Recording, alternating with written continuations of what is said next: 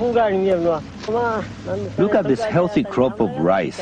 I will have more than 1,300 pounds of rice per quarter acre. It was grown without chemical fertilizer, pesticides, or agricultural machinery. I stopped using those things more than 30 years ago. All I've done is sow the seeds and spread straw. Nature has done the rest.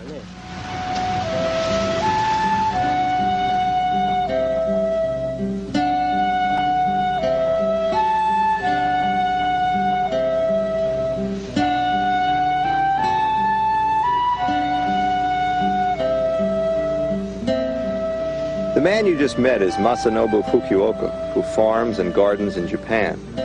He's living proof that even though we live in an age of high technology and complexity, for living well at home, there's no substitute for the wisdom of simplicity.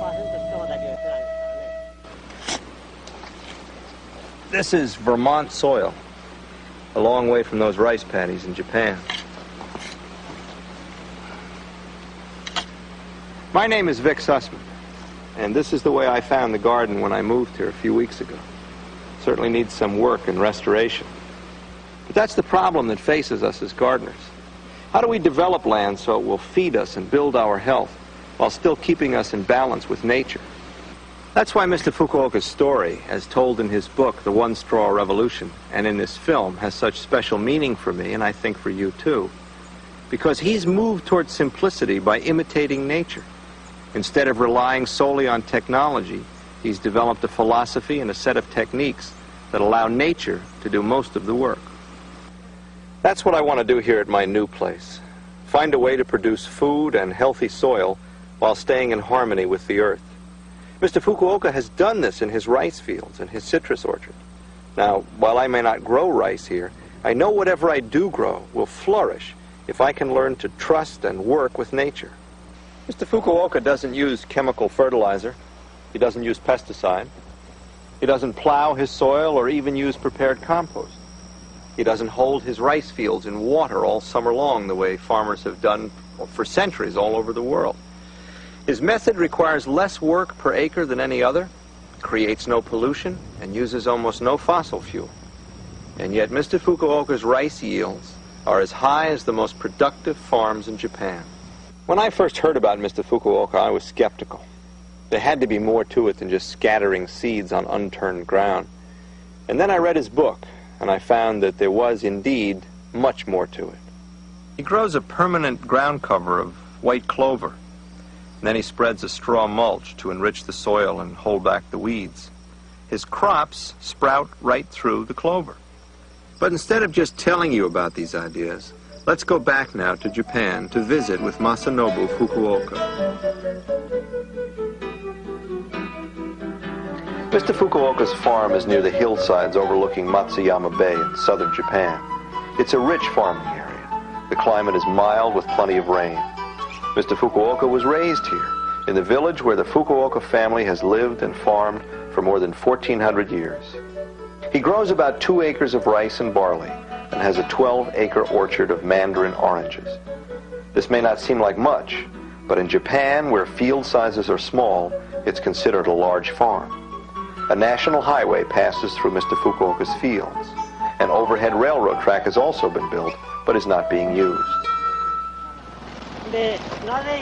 Students come from all over Japan and the world to learn from Mr. Fukuoka, attracted by his reputation as a teacher and philosopher, and because he's the leading spokesman for natural agriculture in Japan today.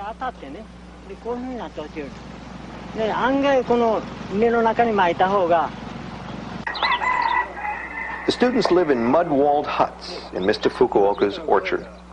They help with the farming chores. Most arrive unannounced, not knowing what to expect. They stay for a few days or a few weeks and move on. Some remain for as long as several years. There are no modern conveniences. Students carry drinking water in buckets from the spring, cook meals over a wood-burning fireplace, light their huts with candles and kerosene lamps.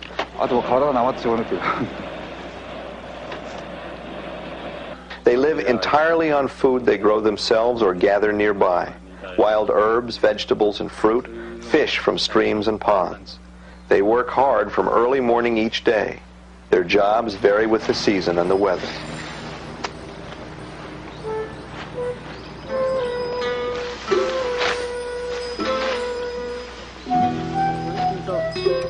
The more the farmer increases the scale of his operation, the more his body and spirit are dissipated. He falls away from a spiritually satisfying life. A life of small-scale farming may appear to be primitive, but it allows me to study the great way. I believe that if one deeply understands the everyday world in which one lives, the greatest of worlds will be revealed.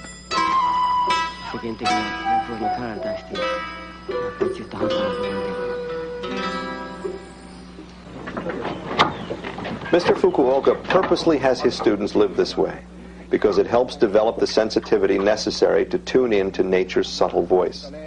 His philosophy is inspiring and has helped many people understand how they may live more thoughtfully here in America. Masanobu Fukuoka's farm is a rich mixture of trees, shrubs, herbs, and vegetables growing in a ground cover of weeds and clover. Chickens run freely foraging beneath the orchard trees, turning out the kind of eggs that can't be bought in stores. Goats are raised in the orchard too. The whole system works in harmony. Besides a traditional organic garden near his house in the village, Mr. Fukuoka grows vegetables in the spaces between the orchard trees. He mixes the seeds of cabbage, turnip, carrot, soybeans, cucumber, and many other vegetables and sows them in the spring. Then he cuts the clover and spreads the clipping over the seeds as mulch. Some vegetables go unharvested. They reseed and come up by themselves year after year, just as tomatoes, pumpkins, or corn will do in any garden.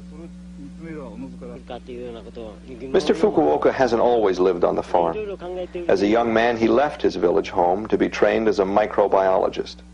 He worked in a laboratory in Yokohama as an agricultural customs inspector. Then, when he was 25 years old, Mr. Fukuoka had a flash of insight. He suddenly realized the perfect balance and abundance of nature.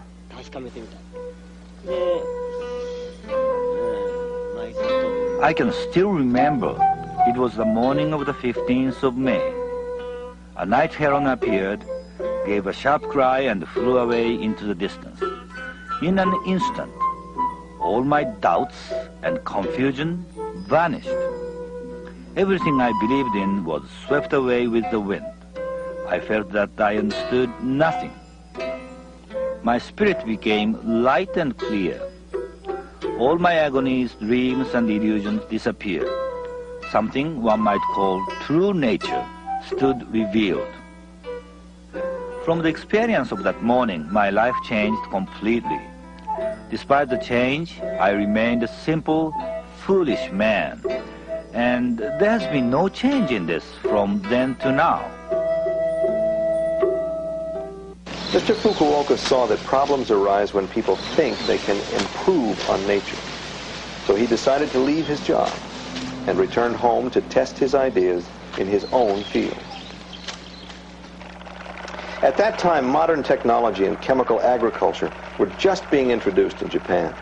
The combination of machines and chemicals allowed Japanese farmers to get about the same yields as before, but the work was cut by half or more. It seemed like a dream come true. And in one generation, almost everyone had switched to chemical agriculture. It wasn't so apparent then, as it is now, that the new system caused pollution and depleted the fertility of the soil. Masanobu Fukuoka imitates natural processes as closely as he can. He cooperates with nature instead of struggling to overcome it. Let's see now how Mr. Fukuoka's close-to-nature techniques work in his rice fields. Mr. Fukuoka coats his rice seed with clay, forming tiny pellets before sowing them. Years ago, he tried throwing the rice seed directly onto the ground, the way it would fall naturally, but birds and insects ate much of the seed, or it rotted before it could germinate. Then Mr. Fukuoka got the idea of coating the seeds with clay, pelletizing them, thus preventing birds, mice, and slugs from eating the seeds before they could sprout. Ingenious. To make the pellets, the seed is soaked overnight and then mixed with clay. Then it's pushed through chicken wire and allowed to dry in the sun for a day. Ideally, there will be one seed in each pellet. It's possible to make enough pellets in one day to seed several acres. The rice seed pellets are sown right into stands of ripening barley, about 3 or 4 weeks before harvest. Growing both rice and winter grain like barley in the same field every year helps to control weeds by never letting the land stay idle. It's always too full of rice or barley for weeds to get established. It's also an efficient way to use land. Despite the intensity of double cropping, the soil improves every year because Mr. Fukuoka returns all the rice and barley straw to the soil, which digests it into rich, fertile topsoil.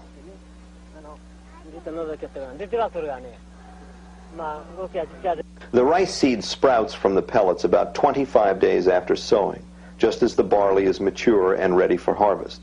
The barley is harvested near the end of May.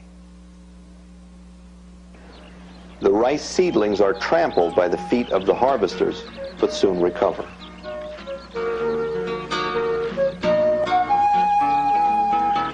The usual way to develop a plan is to ask, how about trying this, or how about trying that? But that approach only makes the farmer busier. My way was opposite. I was aiming at the pleasant, natural way of farming, which makes the work easier instead of harder. How about not doing this? How about not doing that? That was my way of thinking.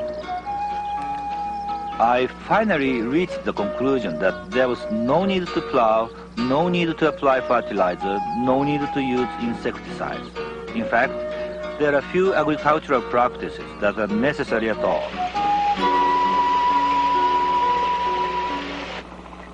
It really comes down to a series of simple tasks: scattering seed, spreading straw, harvesting. But it's taken him more than 30 years to reach this simplicity. Mr. Fukuoka's neighbors also plant barley using modern techniques. After harvesting their barley by machine, they burn the barley straw in the fields. To them, the straw is a nuisance because it gets caught in the machinery when they plow the field for rice.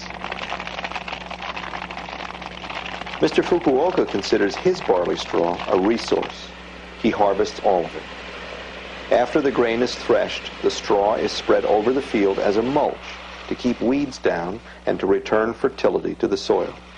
He's found that it works best if the straw is scattered every which way, just as it would have fallen to the ground naturally. The decaying straw also makes a good germination bed for the rice.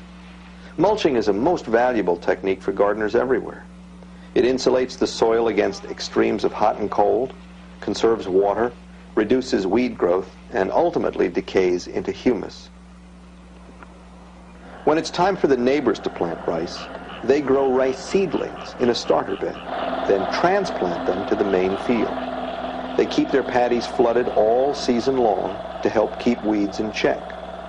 But these steps are eliminated in Mr. Fukuoka's straw-mulched field, which you see in the foreground. Mr. Fukuoka also floods his rice fields, but only for a week or 10 days. This weakens the weeds and clover and allows the rice to sprout through. The idea is only to discourage the weeds, not eliminate them, since they are habitat for beneficial insects. If the clover were not set back right now, it would become strong enough to compete with the rice.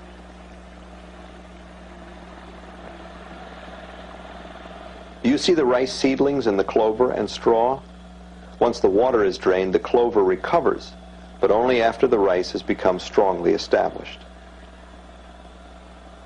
Every few years, Mr. Fukuoka spread some chicken manure to help decompose the straw. He used to let ducks loose in the fields. They ate weeds and left manure all over. But construction of the national highway made it impossible for the ducks to get across the road and back safely. He now uses manure from a neighbor's chicken ranch.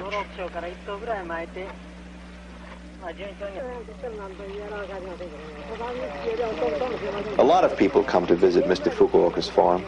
Lately, scientists and agricultural experts have been among them. But these specialists usually see only from the point of view of their own expertise, and few grasp the deeper meaning of Mr. Fukuoka's methods, his close-to-nature philosophy. It is now midsummer, and the neighbor's rice is growing in neat rows. Weeds have been eliminated by herbicides. In August, Mr. Fukuoka pulls a rice plant from his field and one from a neighbor's paddy. The roots of the rice plants grown in the herbicide-treated flooded paddy, shown on the right, are rotten and black by midsummer. The roots of the rice from Mr. Fukuoka's field, on the left, are still healthy and growing strongly. Mr. Fukuoka is probably the only farmer in Japan who doesn't grow rice in a flooded field all summer. Instead, he allows the roots of his plants to penetrate more than 3 feet into the ground. As they grow, they bring up minerals from the subsoil. When they decay, they enrich his land with nutrients and organic matter. To control leafhoppers and other troublesome insects, most Japanese farmers spray a strong pesticide 2 or 3 times during the growing season. This poison also kills beneficial insects, to say nothing of the danger for the farmer.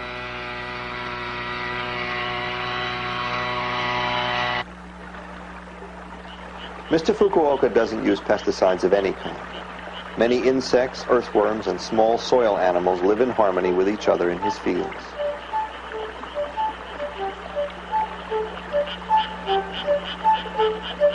Make your way carefully through these fields. Insects, spiders, frogs, and dragonflies are everywhere. Moles and earthworms live under the ground. This is a balanced rice field ecosystem. Insect and plant communities live in harmony. Often, a plant or insect disease invades this valley. My crops are completely unaffected.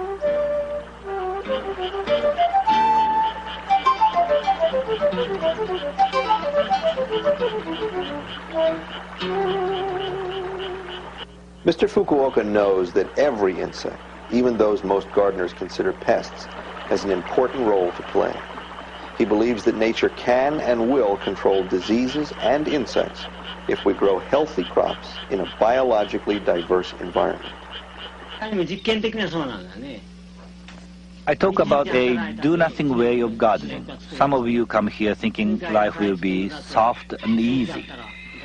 But you cannot sit back and expect nature to do the farming. I call that abandonment. People tamper with nature, thinking they can improve it. This causes negative side effects, which are more difficult to repair. Almost all the work in farming is created in this way. Work is important, but my farming is designed to eliminate unnecessary work.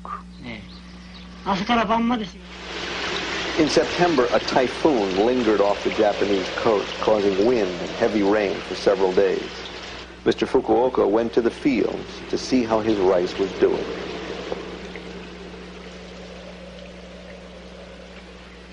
The rice was just blossoming, and I was worried that the flowers would be blown off before they could be pollinated. I knew I couldn't do anything about it anyway, but I couldn't help examining the heads of grain. I shouldn't be worried, only pray and accept my fate.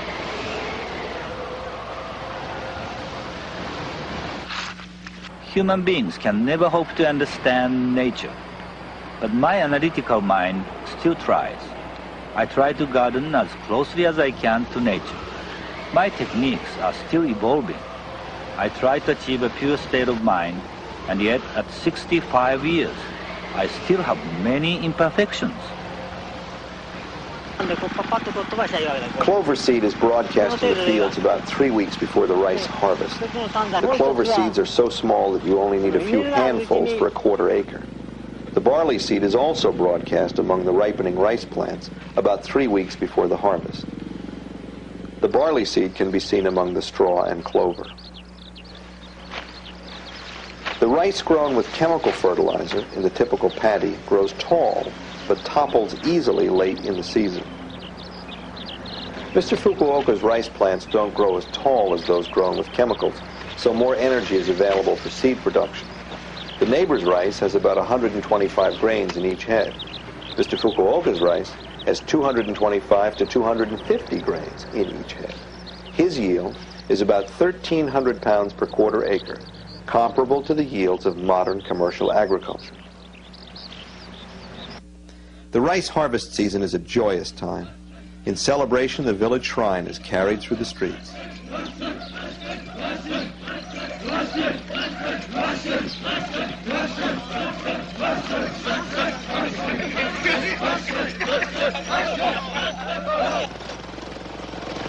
Most of the farmers in the area harvest their rice with modern machines. Mr. Fukuoka's harvest is done by hand. His students don't mind. They enjoy the silent harvest using traditional hand tools. At the time of the rice harvest, the barley is already sprouting beneath the rice. After the rice is harvested and threshed, the rice straw is scattered over the field, just as the barley straw was scattered 6 months before. And with that, the yearly cycle is complete. My way of gardening is pleasant. I have time for the important things in life, like writing poetry, singing, and participating in village life.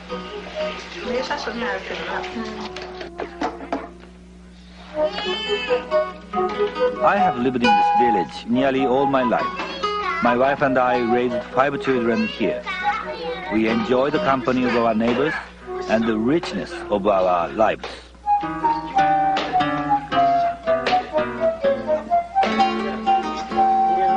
I have made mistakes in the past, but they were not really mistakes. They were hints which helped me coexist with nature. A life of small-scale farming or gardening may seem behind the times, but such a life offers many opportunities for greater awareness.